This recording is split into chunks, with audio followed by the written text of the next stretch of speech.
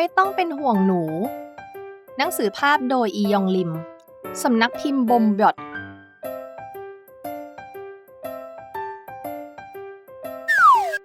วันนี้แม่ไม่สบายคงไปโรงเรียนอนุบาลไม่ได้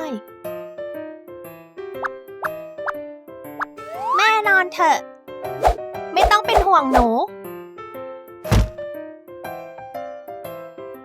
เดี๋ยวหนูจะอ่านหนังสือให้ฟังจะได้ไม่เบื่อนะ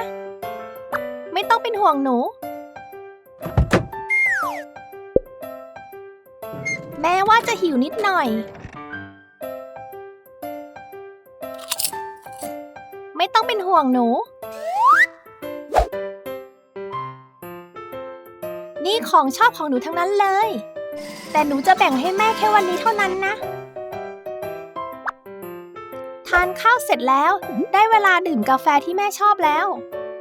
ร้อนนะหนูจะเป่าให้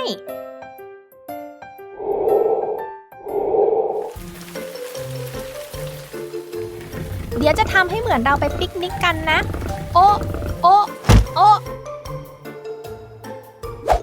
แม่หนูเก็บเองไม่ต้องเป็นห่วงหนู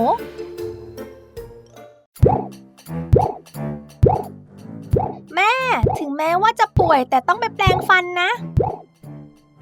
ฮึบแม่ไม่ต้องเป็นห่วงหนู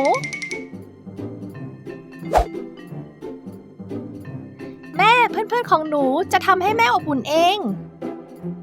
ไม่ต้องเป็นห่วงหนูรีบนอนนะ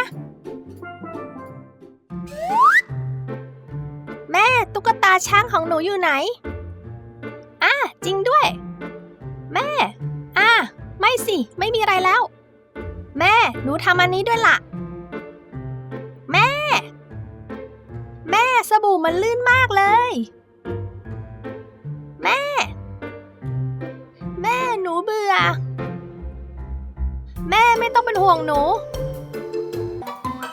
แม่หนูดื่มน้ำผลไม้ได้ไหมโอ้หกเลยแม่หนูอืดแต่ว่าทิชชู่หมดแล้วไม่สิอยู่นี่เองแม่กระดาษที่ข้างหน้าสีเหลืองข้างหลังสีน้ำเงินอยู่ไหนเหรอแม่หนูเล่นตัวต่อได้ไหม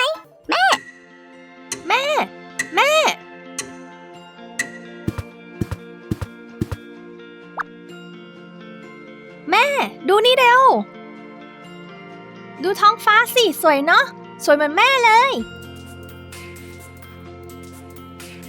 ว่าแต่แม่หายป่วยแล้วเหรอไม่ต้องห่วงแม่นะเราไปหาอะไรอร่อยๆกินกันเถอะ